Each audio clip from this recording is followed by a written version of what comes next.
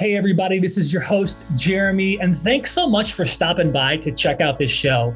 Today I spoke with a really cool human being named Amy Cook, PhD, Chief Marketing Officer at a really cool company called Simplus. They got acquired recently for $250 million by Infosys. And the things we talked about, team, her strategy, top of funnel, how she kind of approaches marketing. And she's been through over 7 acquisitions in her career. It's a really interesting conversation. I think you're going to love it. Hey, everybody. Welcome to Marketing Trends. Super excited to have an incredible guest. We have Amy Cook, Dr. Amy Cook, PhD, Chief Marketing Officer at Simplus, here today. It's true. She's here. Amy, welcome to the show. Jeremy, thank you. That was seriously the nicest introduction I've ever had. That was so generous. Back to my background, I grew up in an entertainment family. For those of you who are 50 and older, you may remember the Osmonds and Donnie and Marie Osmond. And that is the family that I grew up in. It was a family of 9 children. And they were, my dad was one of the 4 OG members of the boy band, and they traveled all over the world. And so I grew up in a hotel room.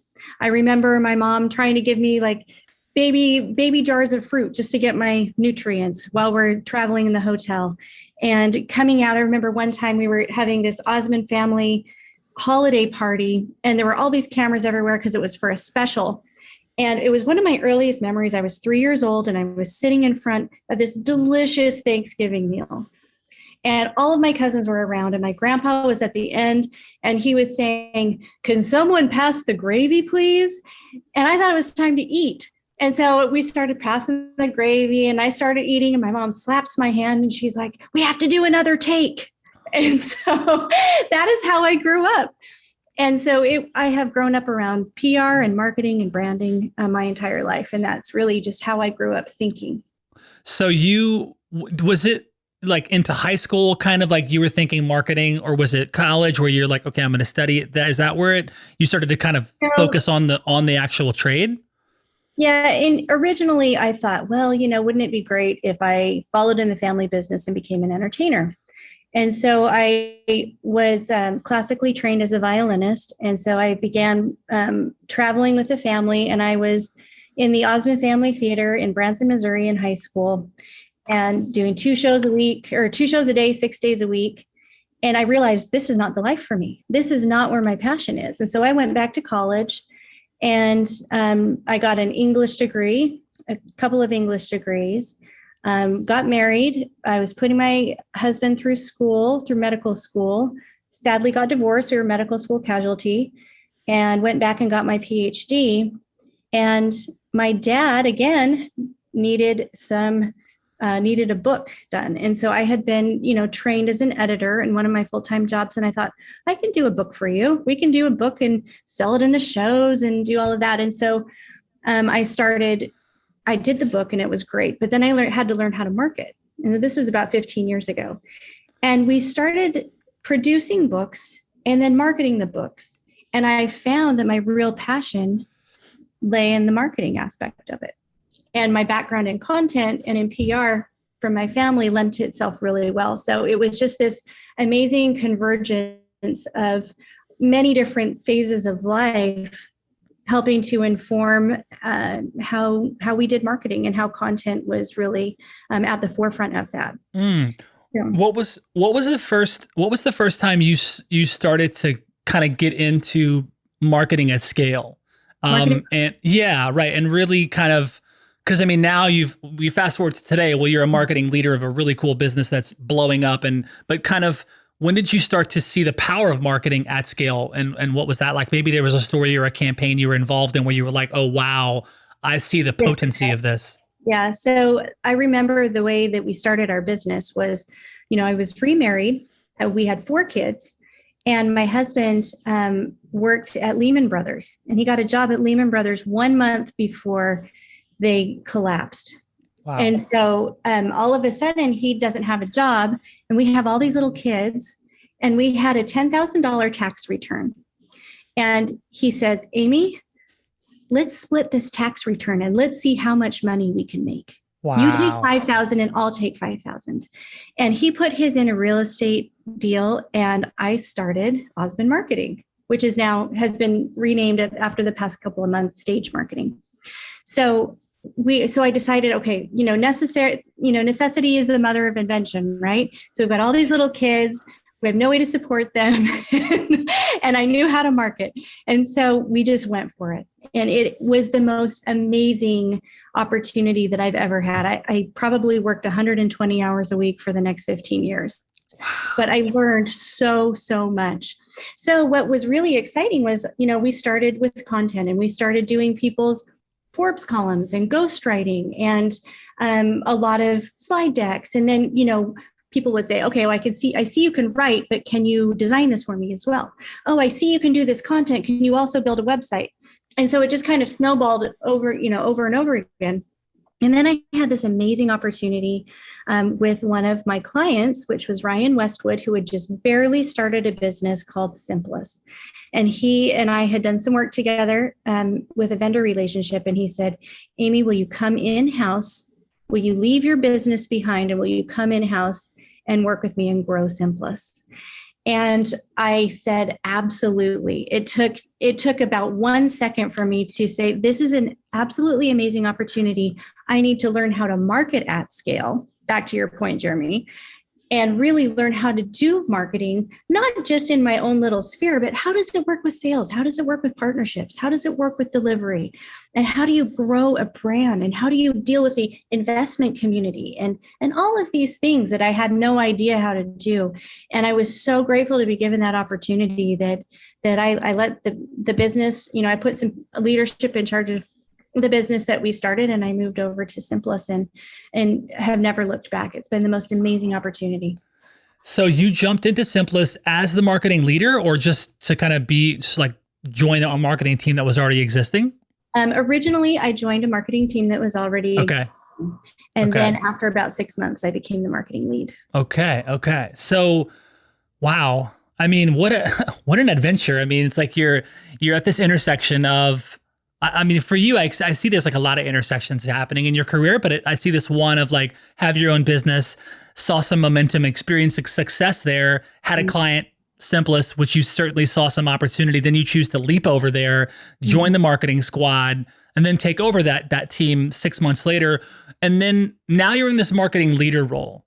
What's it like kind of going for you? What's it like going from kind of this marketing tactician, if you will, someone that's maybe executing and supporting various parts of marketing campaigns, and to now leading a team? What was that like? Did you feel like you stepped into that and it was like flow, like, wow, this is exactly where I want to be? Or did you step into that role and kind of like, oh, this is very different than being just a contributor in the marketing team. Now I'm leading the whole strategy. What was that like for you? It's as you can imagine, it has been like drinking from a fire hose, right? Because you're an executor. And so you know how to do everything, but do you know why you're doing everything? And do you know how it works with your overall revenue goals? So the strategy portion of it, luckily I had a lot from just having a doctorate, and my doctorate overlapped quite well with marketing, but there was still like, so you never really know until you get into the business, and each business is different. So I have also had the opportunity to do some fractional CMO roles, and in each one of those, it has been very different. So what's been amazing for me is to be able to take that strategy, build a plan around it, and build it from top down. So I would be able to step in and help my team execute, but then also understand the strategy behind it. But that is actually one of the things that I think is really, really important for CMOs to understand, is that you will get more respect from your team if you know how to execute yourself. And many CMOs do. And the ones who are really successful are the ones who are willing to be the servant leaders, get down, help support their team, and help lift them up because they know how to do it as well. What kind of growth, like what stage was the business at let's talk about when you became the marketing leader. How much revenue was Simplus doing? How big was the team at that point when you became leader? At the time, Simplus was doing a few million and had just barely done a Series A. Wow. Okay. And so there was just like unbelievable growth for the next for about the next 3 years, it was a growth rate of over 300% year over year. So wow. it was just an absolute skyrocket. And I attribute so much of that to our CEO, who really empowered each team member on the executive team to just run and just to do the very best that they could. And then he kept it all together with his vision and focus on culture. Wow. So it was a really an amazing opportunity. Since then, the past 18 months, we've been acquired by Infosys, and that has been another humongous learning curve. Yeah. And really exciting ride as well, to learn how to be part of a massive organization of 250,000 people, find your spot, contribute, and lead from the area that you're at. Yeah, I mean, I definitely want to get into Infosys because that's an amazing brand. On another show that I host, I interviewed Ravi Kumar, who is an exceptional human. We talked about this about a month ago when we connected. And Infosys, I'm bullish on the brand. I love what they're up to, and they're massive. They're really, really big. Like, to your point, over 200,000 employees, and at scale, it's incredible. So since you jumped into that part, what was that like? The acquisition, now being a leader, now kind of being under the umbrella of Infosys, which is a pretty big brand. What was that like for you? Was it what were some of the challenges that kind of arose going through that type of acquisition? It was hard to be acquired during COVID. That part was challenging because we couldn't get together in person. We had to do everything remote. We had, everyone's getting sick and having to take time off. And so there really were a lot of challenges with COVID. But my personal experience with Infosys has been absolutely incredible. So right at the very beginning, when we were acquired, I took a trip to New York and I met Harini Babu, who runs the brand. I met Harini. Yes, we met Harini. Yes. Yeah. She's one of my all-time favorite people. Yeah. She's amazing. Yeah. And then Ravi has also been very open, and I would not expect a president of the company to be that accessible. But, he and Ryan Westwood and I were on a meeting 2 days ago, and we've been texting this week. And so he is really, really amazing. And then I also had the opportunity to start hosting some of the Infosys leadership forums, which gave me a pretty unique opportunity to get to know Salil and Praveen and some of the other executives at the company. And so for me, the opportunity has really been great in my experience. Wow. Yeah. So it sounds like, which doesn't always happen in acquisition. It sounds like you really stepped into a lot of support, probably unlimited support with the size of Infosys. Like, you can really, there's no doubt they can support you. And I mean, I know certainly Ravi and then Harini we connected with, and I'm like, and so it's cool to hear that they welcomed you in and they're supporting you. And even still now they are. Yeah. What is your thoughts on hiring an agency versus kind of in-house? I'm always curious about marketing leaders who, some of them are so staunchly opposed to agencies and they want to hire the smartest and they want to build it in-house versus outsource to an agency. How have you navigated that, and how is it today? Like, are you bullish on one or the other? Do you like a healthy mix? I like a healthy mix. I think that you have to have your core team in-house because you have to have the strategy so aligned with your marketing. And I think if you can get really strong generalists in-house, then you can hire specialists in the agency roles. I think that's a really strong support system to really lift your marketing. The other area that it works really well is if you're having trouble retaining people, then an agency can give you that unlimited support. You can fire your agency at any time if they're not performing well for you with no consequences.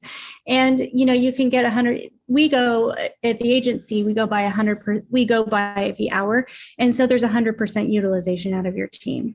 So if the price is low enough and the utilization is 100%, there's a really good case to fill in some of those gaps, especially left by the Great Recession. Not Great Recession, the Great Resignation. Right. And so I think that I'm bullish on agency support as well to fill in some of those gaps. Wow. So, for me, the marketing leader is, the role, especially today, and especially in a company like Simplus, now a part of Infosys, it's all about collaboration. I'm not just saying that. Like, you as the CMO, Amy, you're sitting at this intersection of the functions like product and finance and sales and like there's, you literally connect to every core function of the business. And it's really important that you're staying aligned to all of those things. By the way, you're moving really quickly and moving fast. Growth is there, but you have to be kind of moving towards this common goal. How are you doing this today? I love this question because I really appreciate how you're positioning marketing as a central function in the business. And I think that it absolutely is. In any healthy company, marketing has to be at the center point for connection. When marketing is taken as like more of an ancillary role, then you lose a lot of the positivity that you can have from marketing. So with me, I have finance meetings with the team each week. The finance team is luckily super cool to work with. Shout out to Ryan Larson. And the product team, also very cool. Love our delivery people. It's awesome to work also on the alliances and partners. I work with that group more closely than some of the others because in real ways, alliances and marketing are very similar with the same goals. So not only do you have to connect internally very well, but you also need to connect with your partners, with your customers, and do joint co-marketing with your partners to reach the same customers. So it's a whole lot of relationship building, even more than I would have expected when I just started doing marketing deliverables all those years ago. Wow. What about this age-old thing we always talk about, but I always love to hear marketing leaders like yourself respond to this, and that is marketing and sales alignment and how you navigate that space. It's so important, certainly now, today, in this world we're in now. I've been in organizations, big ones, little ones, where there's that tension and it exists. And I've been on the sales side, I've been on the marketing side, and it seems like there's been an evolution of that alignment with technology. And of course, there's how you relate, the relationship between you and the head of sales is important and things like that. But how do you, again, navigate that sales and marketing alignment? Because clearly you have done it and are doing it well. What's been your experience in that? And what are some of the key things you think you have in place as to why you have that alignment? Because it seems like it's there. It is there, but it wasn't always there. So to just be a little vulnerable, a few years ago, we were having some problems with that, as many companies do.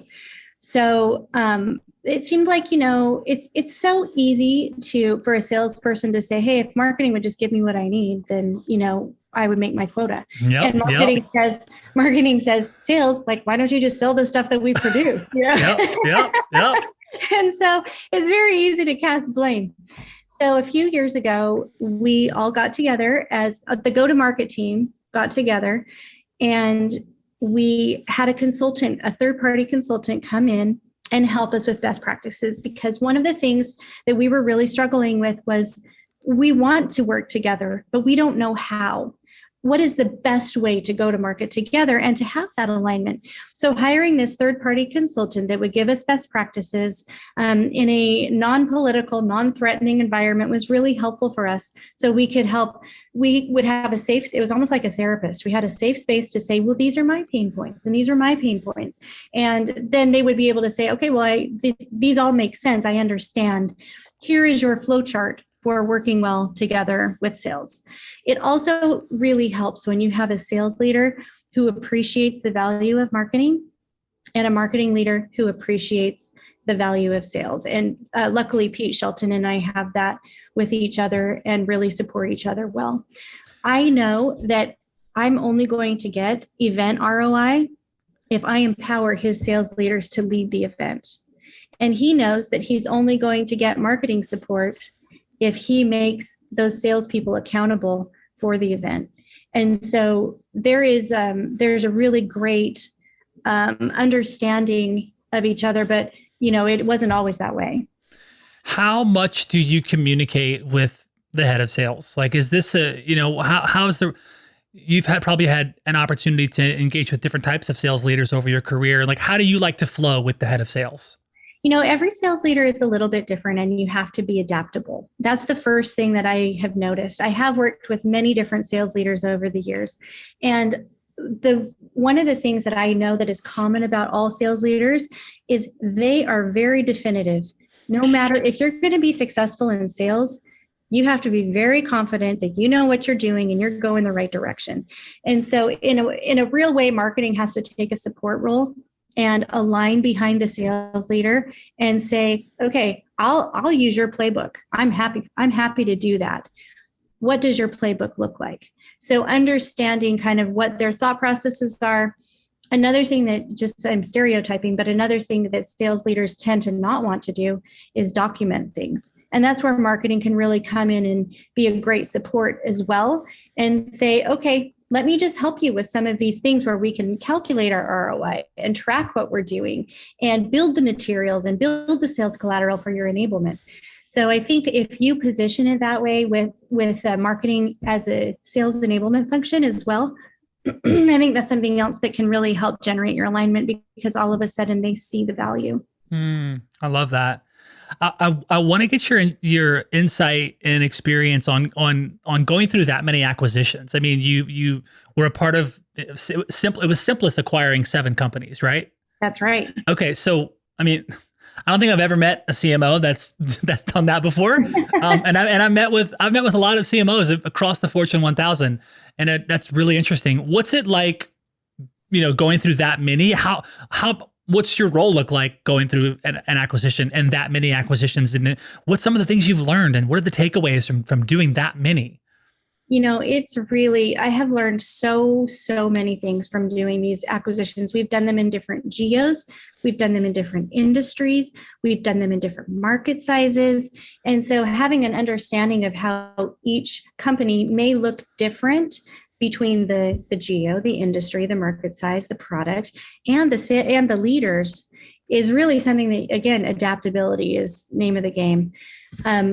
One of the things that was really helpful for me was to have such a strong COO. Isaac Westwood was our COO and led all of the integration efforts from the acquisition. And so he has been very, very helpful in helping block out, this is marketing's role. And he gave me a big fat checklist of about 350 items saying, wow. saying, these are all of your things that you need to do. But it was so helpful because then it took a lot of the guesswork out of it, and he organized it in a really great way. And so then I could just focus on the execution piece of it. So when you're acquiring these businesses in different geos and industries, when it comes to what they're doing on the marketing side of things, do you see that opportunity as okay, I get to take a peek at what they're doing? Are you learning things about the way they're marketing that you're like, ooh, that's good, I'll take that? Are you kind of cleaning house, and what's it like from just the perspective of you, the marketing leader, looking at another company that has their own marketing arm? What's that? Well, for the most part, we acquired smaller companies that didn't have a very strong marketing function. Okay. So for the most part, they were just absorbed into our org. Okay. That was not the case with the Australia acquisition, Square Peg. They had their own marketing function with a strong marketing leader. So luckily, Dee and I have become very good friends, and we collaborate more as colleagues than as subsidiary organization. But it is, I think it really is a little bit of a negotiation each time you do that. There have been strong leaders that we've brought into the marketing team from some of these acquisitions. And I think besides being adaptable, I would say the next important quality for a CMO to have is enough humility to be able to say, you know what, you're doing this better than I am. Let's use your playbook. I think I think some people see that as a weakness, and it's actually a strength. In fact, I got some criticism early on from using a model, like an academic model. And I brought it up on the screen and I showed them, I said, this model is a really good model. And one of the people reached out afterwards and they were like, hey, it makes you look kind of stupid when you use other people's models. You should make your own.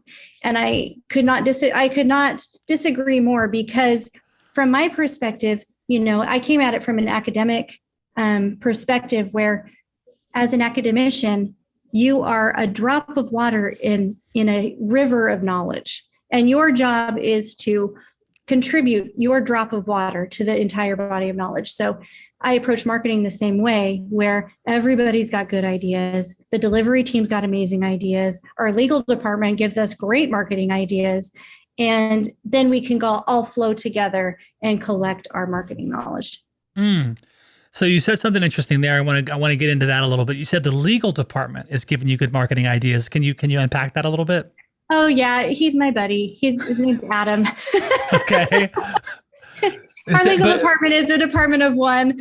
And so he and I will oftentimes collaborate. This is back to your point about collaboration. We'll collaborate on contracts quite frequently because I send him all of my contracts to look at. He sends me, any things to watch out for.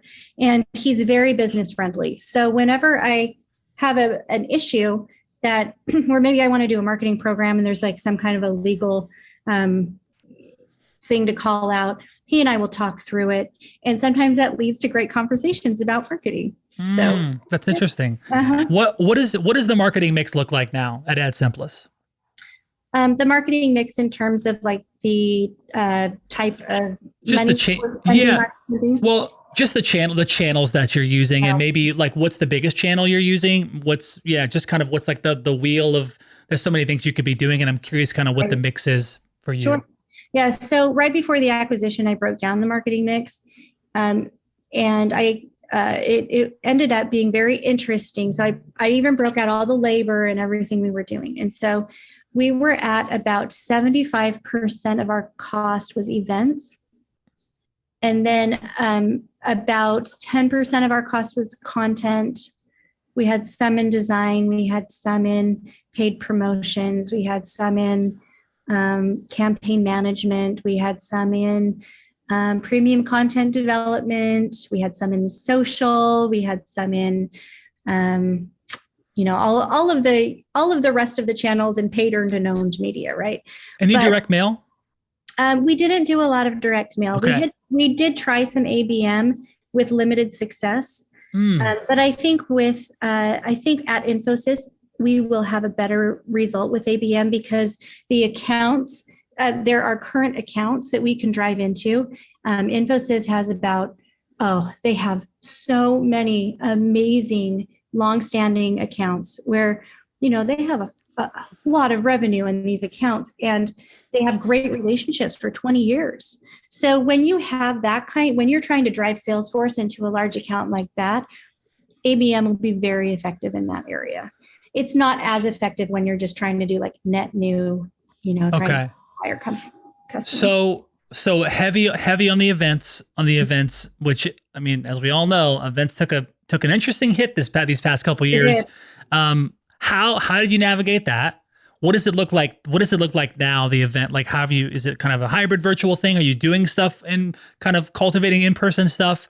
It's cool to hear that so much of it was on events, and obviously it was working. So what can you tell us about the events? Yeah, so a lot of the event budget went to Dreamforce, which is understandable. Yep. But we used Dreamforce as a way for the sales team to close.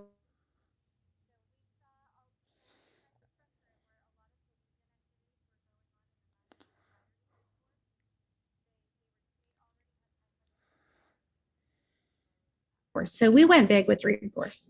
We rented our own section of the hotel. We had ancillary parties, and we just really went all out. Since COVID, obviously, in-person events have taken a massive hit, and they're only starting to come back now. We did a lot of, initially when COVID first happened, there was a lot of support for the virtual webinar type forum. And then people got tired of that pretty quickly. And so we saw a decreasing return on our investment on the webinar front. However, the executive roundtables, the virtual executive roundtables actually performed very, very well for us because it was an intimate conversation, just like you and I are having now. You don't miss that much when it's a one-to-one conversation, whether it's virtual or in person. So as long as we kept our roundtables at like 10 people or less, we got really great pipeline out of it. So let's talk about how Simplus helps brands. Like, what do you? I know there's a Salesforce connection, but for other CMOs that listen in, because we'll have marketing leaders across the spectrum and folks kind of coming up in the ranks listen. But how does Simplus help brands? How does Simplus help brands? Yeah. Oh, Simplus is we are the geek squad for Salesforce. We are the best. We are the best advisory, implementation, and managed services partner you'll ever find. Wow. And now with our amazing bench of thousands and thousands of full-time professionals on the Salesforce platform with Infosys, the opportunities are virtually limitless. Wow. So we can work with a small business and we can work with a large enterprise, and we do. So we at Simplus, we really specialize in an advisory first industry-led approach. So whenever we approach someone or they approach us and we start looking at the program that they want to do with Salesforce, we take a look and say, all right, what do we need to do on a strategic level first before we just start going in an implementation? And then on the back end, now that you have all of this set up correctly, we've done the program, how do we keep it going and how do we make incremental gains to make sure that you don't lose all the investment that you've had? So those, between, we've got it with advisory, implementation, managed services, change management, and data and integration. Those are our 5 main things that we do. Wow. So who's the buyer? Who's buying Simplus? The buyers are any type of business that want to implement Salesforce. So really it's any and all buyers, but we really specialize in a few different industries. We specialize in healthcare and life sciences, in manufacturing, in high tech, in communication and media, in financial services, and in consumer and product goods. Is there a size company that fits the sweet spot within those industries? Yes. For us, we really like to work with companies that have about 1,000 employees and larger. Okay. Wow. Very cool. I'd like you to reflect on, the past, 4 years and change at Simplus. I'm sure there's been some amazing things happen and there's been some amazing challenges. I'd like you to just reflect on 2 things. One, what's been like your best day, like your one of the best days there, and what's that about? And then 2, what's been your favorite failure? Oh my gosh, I'm going to have to sit and think about this for a minute. I was not expecting this question, but it's a really, really great question. Yeah. I think that one of my very best days at Simplus was during the acquisition, when we announced the acquisition. It was so exciting to see 2 companies coming together that saw the value in each other, that were ready to make amazing things happen. And so to me, that was one of my very favorite days. I love it. That's a good one. That's definitely one that I would say is up there as a favorite. Okay. It's definitely a highlight. All right. Okay. All right. My favorite failure. My favorite failure was when I pushed really, really hard for an inside salesperson to be a single point of contact rather than have it distributed the way that the inside sales team wanted to do it. I really pushed for it. And they finally were like, okay, we'll try it for 3 months. And it didn't end up working out. And so that was totally my bad. And I went back to the data and I was like, okay, guys, I was wrong. It was the way you were doing it worked way better than what I suggested. We'll go back to it. And what I loved about that particular failure was there was no, I told you so. There was no blame. There was no like, I can't believe you even suggested this in the first place. It was just like, all right, we tried it and now we're moving on. And to me, that kind of working relationship is really important. And it's something that I value a lot and really appreciate, that we can fail at Simplus and we can pivot and we can do things that will help us learn for the next time. What sort of things do you use for demand gen? Like what kind of intelligence or tools or that maybe in the past or now that you really like? Well, I think that intent data is really interesting to me. It is so exciting to see when you get a signal that somebody's, looking on your website from this particular website or this particular company, that's something that I think has tons of value. And there is really a big range in how we make that actionable. I think that industry is still pretty nascent, and we still have to do a lot better on making that actionable. For example, it's even harder now that everyone's working at home because they get their intent data based on the IPs of the company headquarters, right? So it'll be interesting to see how that works out. But any company who can effectively get intent data to work for them, they're going to be really far ahead. Yeah, we're looking at this now in our business, and we've spoken to folks like Sixth Sense and Clearbit and some of these and really interesting technologies. I know when I was in sales, I would have loved this sort of data, to understand who's checking you out, and you can get a lot of really good information about their geo or even title or it's just really interesting. The information you can get really allows us to serve them in the best way at the top of the funnel. And it's fascinating. So I would agree with you there. When you think about the kind of customer experience and, and I've seen a lot of brands really double down on this in the past couple of years, especially because of the way the world is. Right. What would you tell other CMOs and marketing leaders about how they can really start on this journey of creating this kind of seamless, better end-to-end customer experience? Well, the first thing I would say is you need to reframe your sales cycle from just the funnel into the flywheel. That type of, framework shift makes a huge difference in how you view the customer, because no longer are you focusing only on the front end, but you're taking that, the purchase is at the top of the flywheel, and you've got this whole entire customer experience side that we hope ends in evangelists that will help you sell the next time around, right? So when you do that, it makes it a lot easier to invest in some of those programs that helps you upsell your current customers and create evangelists for your new customers. So I think that's reframing that perspective is kind of the first thing that leads to a lot of great action items following, and it just kind of flows down the hill from there. I like that. Reframing from funnel to flywheel. That's cool. When it comes to just like predicting growth, look, we said earlier that, you had some things in place that allowed you to achieve this 3-year growth rate of, again, pay attention, 1,578%, which is insane. Now here we are in 2021, we're about to be in the 2022 era. And there are these really interesting things around like predicting growth, like how fast can you get to the next level? And how do you kind of view that now with the tools available, with your experience growing businesses in this way?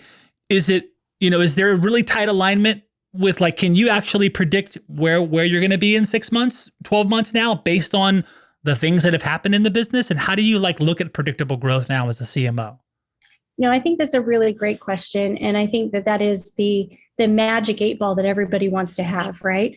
Yes. What is it going to be? And so I think that you can base it on historicals and you can base it on some goals and achievements. But, I think that as you get more into the enterprise, you can see what other lines of business are doing. And so for us, a 30% growth rate is now what we're achieving, what we're desiring to achieve, because the account sizes are so much larger. So when you have, when you're a little company, you can expect an insane growth rate. And then when you're in an enterprise, then your growth rates are going to be more like the 30%. So I would just say when you're planning out your forecasting, doing some underwriting on what other companies like you are doing and setting your goal maybe 10% higher so you can crush your competition. I love that. Okay, cool. Let's shift to one of my favorite parts of the interview, which is the lightning round. Okay. So we're going to do a lightning round. We have 10 minutes left. We're going to hopefully get you out of here before your next meeting. And this has been awesome, Amy. Thank you for making time. Seriously. So much fun. I absolutely love it. I knew when we spoke to you in the car that day, I'm like, we got to get this woman on our show. And you did not disappoint today. So we appreciate you. You ready for the lightning round? I'm ready. Okay, let's do it. Marketing Trends Podcast is brought to you by Salesforce. We bring marketing and engagement together. Learn more at salesforce.com/marketing. First question, we have Amy Cook, PhD, Chief Marketing Officer /mom/badass/amazing human in the show. Amy, first question, what do you enjoy doing with your family? I love going to movies with my family. We have a great time. I love it. That's a good one too. Second question, what is your favorite social media channel? I like Facebook the best. You can get more content in there. Okay. What is your least favorite marketing buzzword? Transformation, digital transformation. What does it even mean? That's great. I love it. Okay. And then what's best advice for a first-time VP of marketing? Best advice is get in there, roll up your sleeves, get your hands dirty, and learn everything from the ground up. Okay. Finish this sentence. Few people know that I like to blank. Play the violin. Awesome. Finish this sentence. I would bless the whole world with kindness. Love that one. Finish this sentence. A good idea I had recently was a waterproof mesh that goes over your skin when it rains. Oh, I love that. Sign me up. Finish this sentence. A time when you made a powerful choice was when I took the risk to leave my business and go to Simplus. That's a big one. If you had unlimited creativity and support, you would? I would do a user conference for Simplus. Finish this sentence. I'm secretly curious about why people don't like self-help books. You're good at this. Finish this sentence. A challenge I overcame was getting divorced, living in my basement or in my parents' basement with 2 kids and building a life from there. That's good. Please finish this sentence. What I love and appreciate about myself is I will never quit. I get that from you. I picked that up. I pick up many things from you, but there ain't no stopping Amy Cook. That's for sure. When I want to feel more joy, I go for a walk with my friends. Something I keep learning again and again. You can't control people. You can only empower them. Last question. I feel at home when my family is around me. We've got takeout and we're playing a game. I love it. Amy Cook, thank you for being on the show. This has been epic. Highlight of my day, for sure. Let the record the highlight of my week. Seriously, let the record reflect October 28th, 2021. We did it. Amy Cook, Jeremy B. Thank you so much. Thank you so much, Jeremy B. Such a pleasure.